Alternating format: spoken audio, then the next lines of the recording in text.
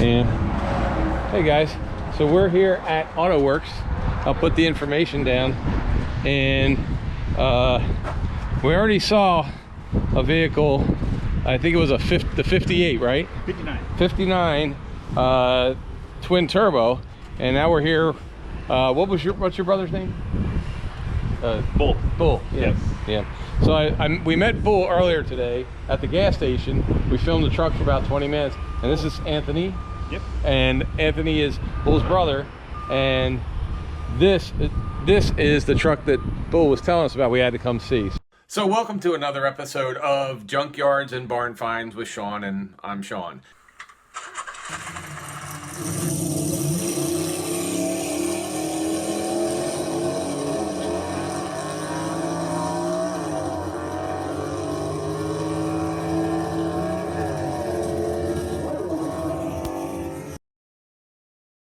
So yeah. Is this your dad's? This yours? Rob's. Or Rob's? They're working on the Lexus right now. And kind of tell me a little bit about this thing. It's great. I'll call you back.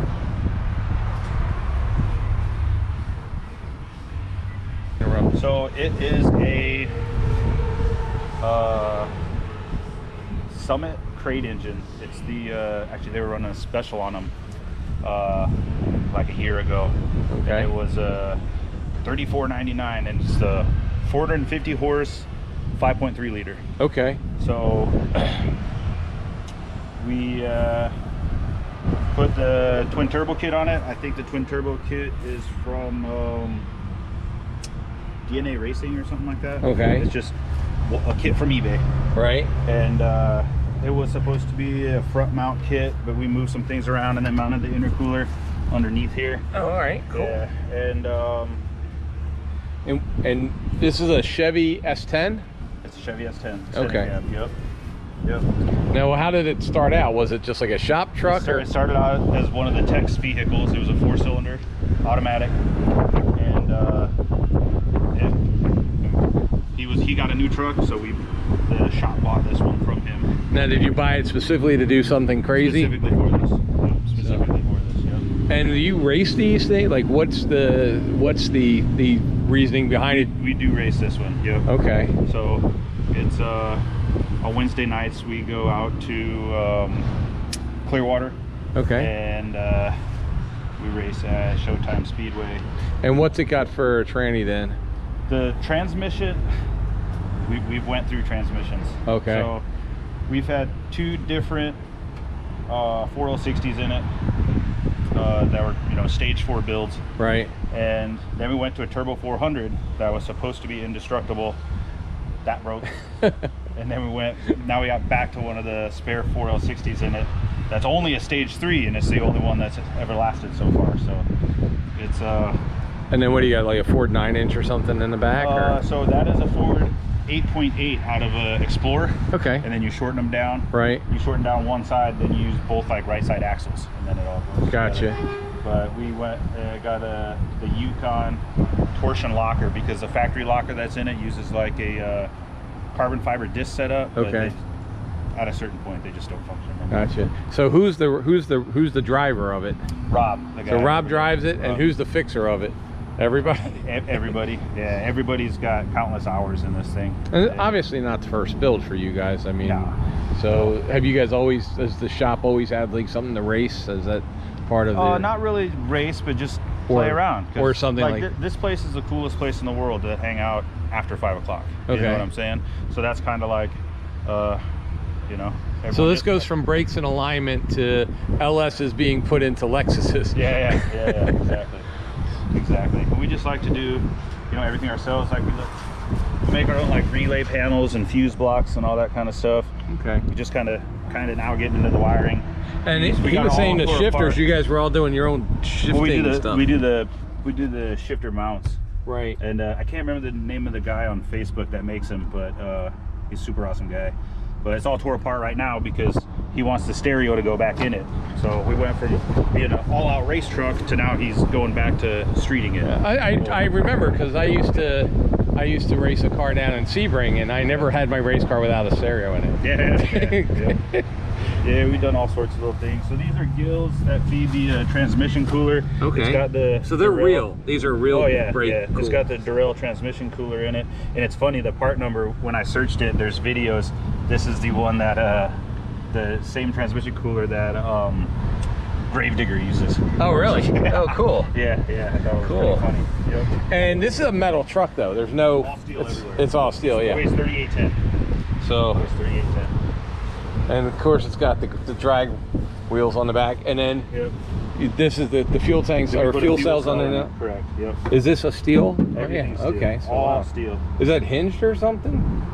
Nope. No. Okay. So this is literally the fill port. You open Okay. this to fill it. This is the vent tube right here. Gotcha.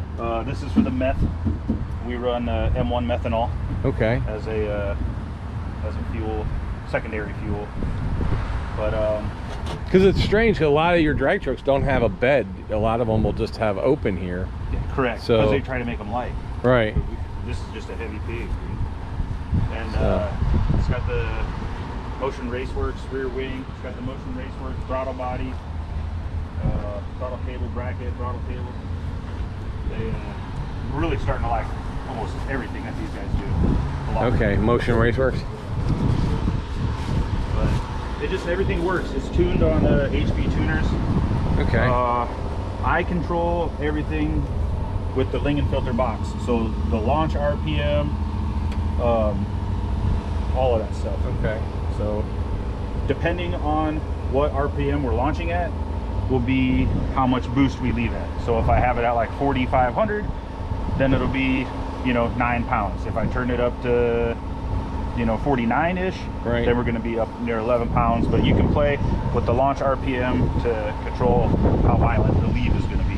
Now, one thing I noticed this does have a big oversized cool radiator in it. It does. Which is straight, because I mean I was just looking and going, how did they fit that thing in here? So we actually cut out the radiator support and had to move the radiator forward and make these little. Yeah, I was like, just moved the bracketry around. couldn't figure out how that. And then, is this a custom bracket as well? Or Yeah, that's ICT Billet makes that. Okay. And we love pretty much everything ICT Billet. We use a ton of their stuff here.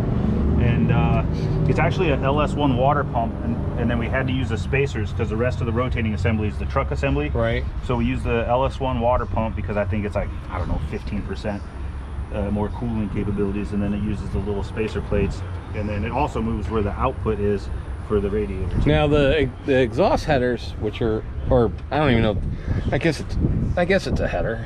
Yeah. So this is this? Did you guys have to customize? we did not. This cut? all came with the kit. Oh, okay. We bought the kit for a S10, and the only thing that didn't work right was the intercooler Okay. because of how big of the radiator that we had. Right. But it has all the quote-unquote race car stuff. Yeah. It's got the line lock.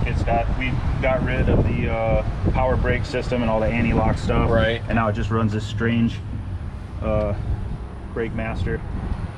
Yeah. So went Wow. from power brakes to no power brakes. And the fact that you got it all shoved in this little truck, Yeah. that's pretty amazing.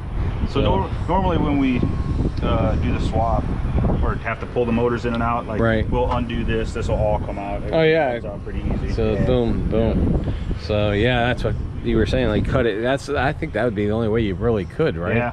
Yeah. But then you have to have the support of this for the frame, or else you got a Correct. big twist frame on this Correct. thing. Yep. So now, has it got ladder bars or anything like for the rear? So it has the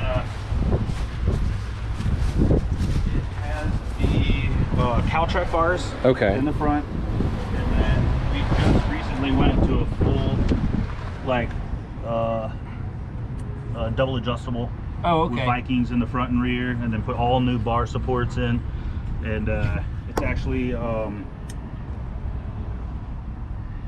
can't remember the name of the company that makes the kit, but they make the leaf spring. So now the leaf spring has like a rear slider, and it's a Funk House Racing. That's Funk what it House? is. Okay. Funk House Racing. Yep. They those are great guys too. And the nice thing about being in Florida is it's street legal. Street legal. You know, a lot of states you build something like this, there's no way you put this in California and you're not going to be able to do it. Exactly. So, and a lot of people, on the internet or whatever, everyone's like, I want 1,000 horsepower. I want 1,000 horsepower. The only way you can have fun is with 1,000 horsepower. This makes 680 to the tire, and I mean, no traction in any gear on the street. So I don't know what these people who have these 1,000 horsepower cars. No, I know. I had my Mustang that I raced at SCCA had about 585 and could do 175. Yeah. You know. But on the street, this is plenty fun. Plenty fun. So wow. Yep. Very cool. Well, I walked in and just got told to come over here by his brother in the middle of the day. These guys are working, and I kind of interrupted their day just to bring you guys. You know, when you find out there's a really cool vehicle somewhere, I didn't want it sitting on a trailer or somebody taking it home. So, well, more cool ones. huh? Yeah. See the other ones? Yeah, let's go. Every time somebody says, let's see some other stuff. All right. By the way, none of this is for sale, guys, so don't even bother asking.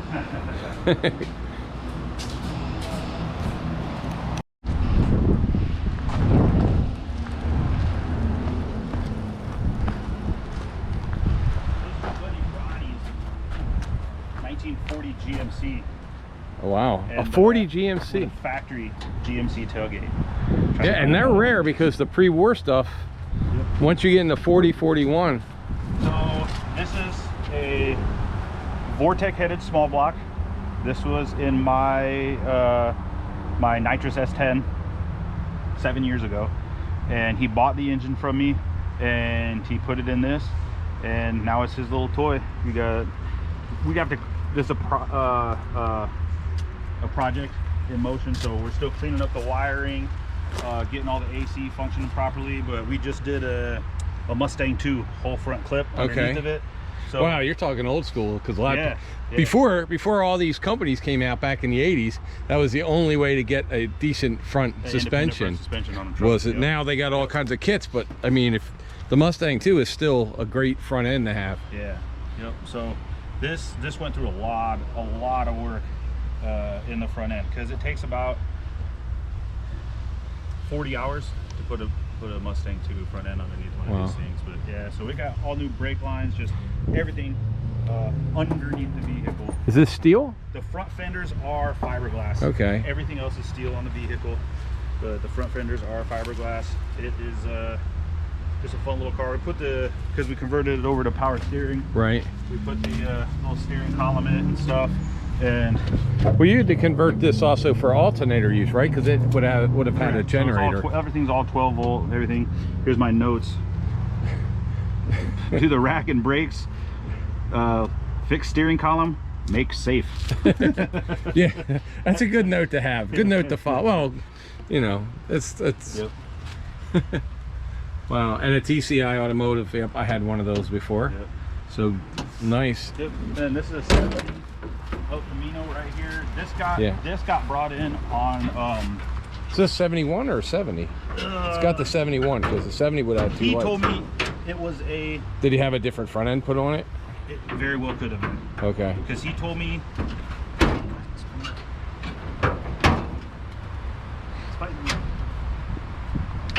Because I know you could put a 71 or 72 front end on a 70, because they'll work. Or we just had a 70. It looked like a 71 like this, but it was actually made in 70. I just found the Chevelle the same way. It was like late 70s. 70. I didn't do any of the number searching or anything like that, but this is a crate. This 72. It right is? there. Yeah. Okay. 72. There you go. So this is a crate, 350 engine. Okay. Again, it has the Vortec style. Right. He has air conditioning on this. Yeah, it's got air conditioning. That one has air conditioning too. Oh, okay. Yeah, so it so this got brought in with no rear end underneath of it. So this thing came in here with dolly on a dolly. Oh wow. You know, so we put a rear end in it. Got the rear brake. You got now. It doesn't have a shortened rear in it, does it? No, okay. Like that. Yeah. Yeah. So I didn't see the tubs, but yeah, it is chassis and body wise. It's how it would have came in 1972. And what? How big an engine? And what size is that? 355. 355. Okay. Yep. It's got the beautiful pulley setup and all that kind of stuff. So this is honestly more of a road driver street car. This one and that one both are. Yeah.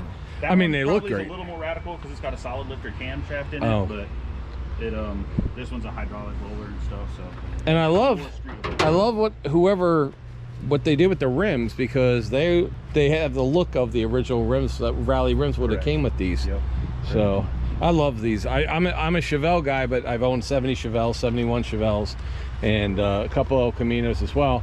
And I'm surprised because most of the time with these, right here and right in the corner, these things, the problem with finding these now is the beds are just rusted out. Right. I mean, there's nothing left of these beds.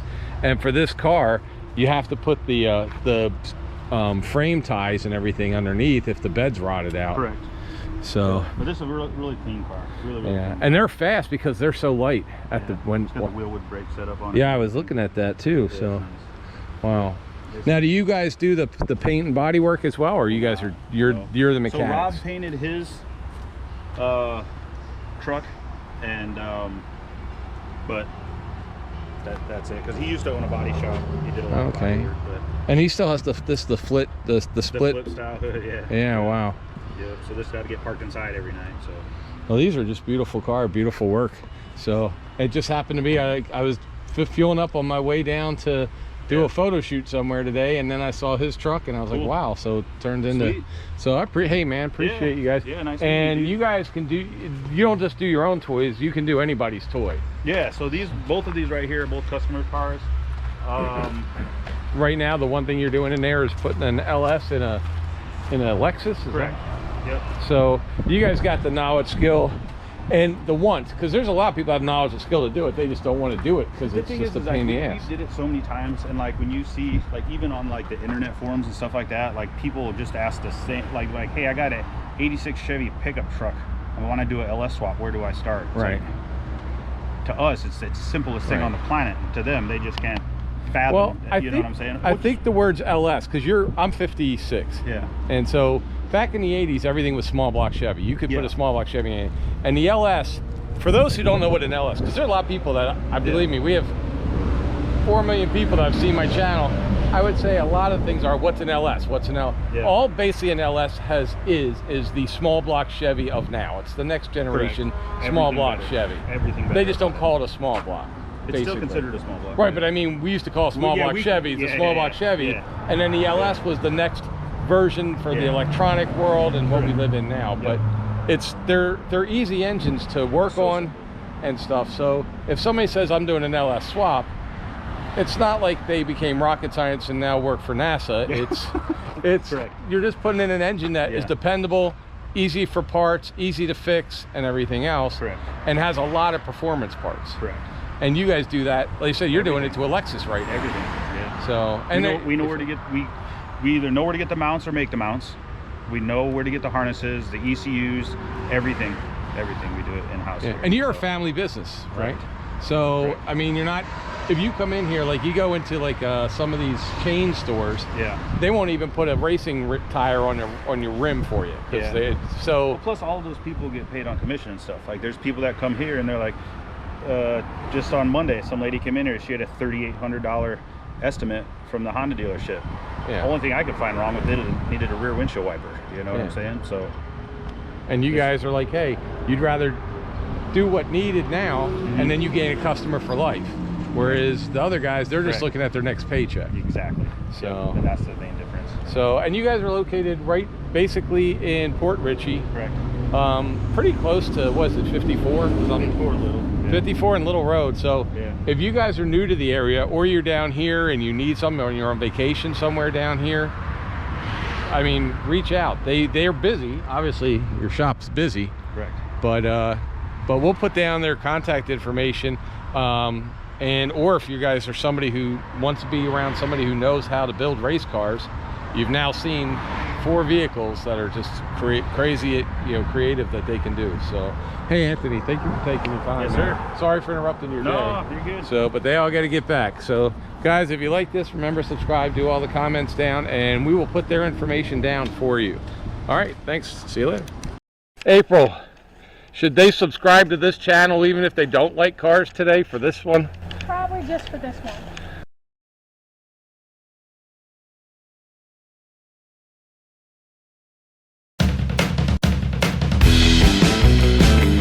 Where it says merchandise store right here, merchandise store link, you will see it says https:// Junkyards barn finds with, and you click on that, and it's going to take you here.